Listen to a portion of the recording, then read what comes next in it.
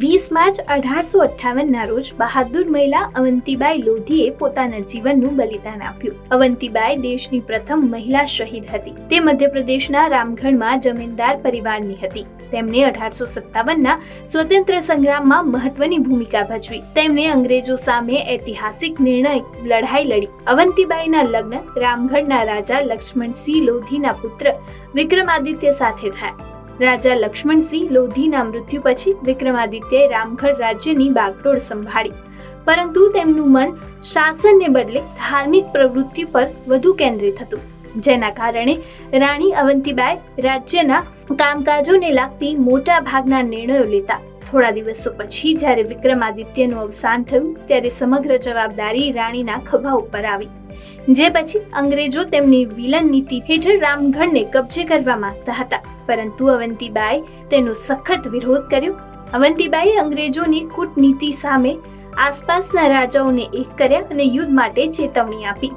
રાણી અવંતીબાઈએ ખૂબ જ બહાદુરીથી અંગ્રેજોનો સામનો કર્યો, પરંતુ જ્યારે રાણીને ખબર પડી કે તેમનું મૃત્યુ નજીક છે ત્યારે તેને રાણી દુર્ગાવતીને યાદ કર્યા અને માતૃભૂમિની રક્ષામાં પોતાની તરવાડ વડે પોતાનો જીવ આપી દીધો.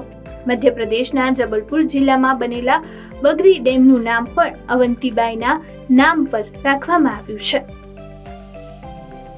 મહાડ સત્યાગ્રહ 20 માર્ચ 1927ના રોજ ડોક્ટર ભીમરાવ આંબેડકરના નેતૃત્વમાં થયો. મહારાષ્ટ્રના રાયગઢ જિલ્લાના મહાડ સ્થાને હજારો અસ્પૃશ્ય લોકોએ સાર્વજનિક તળાવ ચાદરવામાંથી પાણી પીધું. સૌ પહેલા આંબેડકરે અંજલિભરનું પાણી પીધું, જે પછી તેના પગલે હજારો દલિતોએ પણ આ તળાવનું પાણી પીધું. આ સત્યાગ્રહનો ઉદ્દેશ દલિત સમાજને સાર્વજનિક ચાવદર તળાવનું પાણી પીવાના અને તેનો ઉપયોગ કરવાનો અધિકાર આપવાનો હતો. મહાડ સત્યાગ્રહ પાણી પીવાના અધિકારની સાથે સાથે માનવ હોવાના અધિકાર વ્યક્ત કરવા માટે કરવામાં આવ્યો હતો.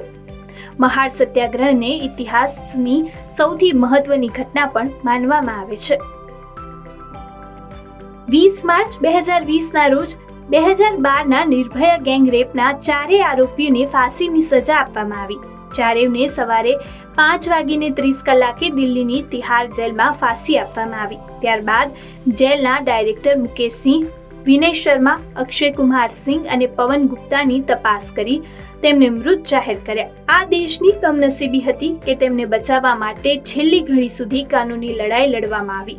19 માર્ચની મધરાત્રિ પછી જ જ્યારે સુપ્રીમ કોર્ટે અંતિમ અરજી ફગાવી દીધી હતી ત્યારે બીજા દિવસે સવારે તેને ફાંસી આપવામાં આવી.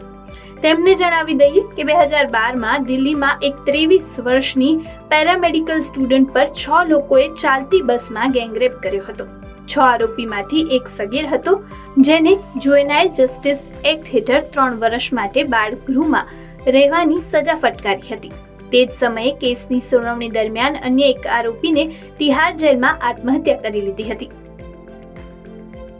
20 માર્ચ 2003ના રોજ અમેરિકાએ ઈરાક ઉપર હુમલો કર્યો. અમેરિકાના નેતૃત્વમાં શરૂ થયેલા આ હુમલાનો ઉદ્દેશ્ય સદ્દામ હુસેનની સત્તા પરથી હટાવવાનો હતો. તત્કાલીન અમેરિકન રાષ્ટ્રપતિ જ્યોર્જ ડબલ્યુ બુશે 17 માર્ચ 2003ના રોજ ઈરાક પર લશ્કરી હુમલો કરવાની જાહેરાત કરી હતી. તેને સદ્દામ હુસેનને 48 કલાકમાં ઈરાક છોડવાનું અલ્ટિમેટમ પણ આપ્યું હતું. અમેરિકાએ આ હુમલો 20 માર્ચે કર્યો હતો, જ્યારે સદ્દામ હુસેનને ઈરાક છોડવાની ના પાડી હતી. હુમલાના 1 મહિનાથી ઓછા સમયમાં જ બગદાદ અમેરિકાના નિયંત્રણમાં આવી ગયું. માત્ર 21 દિવસમાં જ અમેરિકાએ ઈરાકની તમામ મોટા શહેર પર કબજો કરી લીધો, જે બાદ અમેરિકાએ 13 ડિસેમ્બર 2003ના રોજ સદ્દામ હુસેનને પકડી લીધો. ઈરાક પર અમેરિકાના આ હુમલામાં ઘણા લોકોના મોત થયા હતા. ઈરાક પાસે જૈવિક શસ્ત્રો હોવાની શંકાના આધારે જ્યોર્જ બુશે યુદ્ધની શરૂઆત કરી, પરંતુ બાદમાં જાણવા મળ્યું કે ઈરાક કોઈ જૈવિક હથિયાર નથી. અહીં અમે તમને જણાવી દઈએ કે જૈવિક હથિયાર એક એવું હથિયાર છે જે કોઈ પણ દેશને કોઈ પણ વિસ્ફોટ વિના નષ્ટ કરી શકે છે. વિશ્વમાં પ્રથમ વખત 1397માં મેંગોલિયન સેના દ્વારા જૈવિક શસ્ત્રનો ઉપયોગ કરવામાં આવ્યો હતો. તે જ સમયે છેલ્લા કેટલાક સમયથી ચીન પર કોરોના વાયરસનો જૈવિક હથિયાર તરીકે ઉપયોગ કરવાનો આરોપ પણ લગાવવામાં આવી રહ્યો છે. આજે 20 માર્ચ એટલે વિશ્વમાં વિશ્વ સ્પેરો દિવસની ઉજવણી કરવામાં આવી રહી છે. આ દિવસ સ્પેરોના સંરક્ષણ અંગે જાગૃતિ વધારવા માટેના ઉદ્દેશ્ય સાથે ઉજવવામાં આવે છે. આ ઉપરાંત શહેરી વાતાવરણમાં રહેતા સામાન્ય પક્ષીઓ પ્રત્યે જાગૃતિ લાવવા માટે પણ ઉજવણી કરવામાં આવે છે.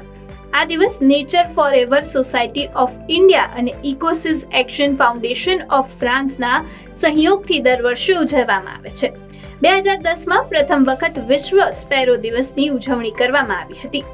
આ વર્ષે આ દિવસની થીમ આઈ લવ સ્પેરોઝ. આ થીમ લોકોને સ્પેરોઝ પક્ષીઓ માટે માણસ વચ્ચેના સંબંધો વધારવા માટે પ્રોત્સાહિત કરવા માટે પસંદ કરવામાં આવી છે.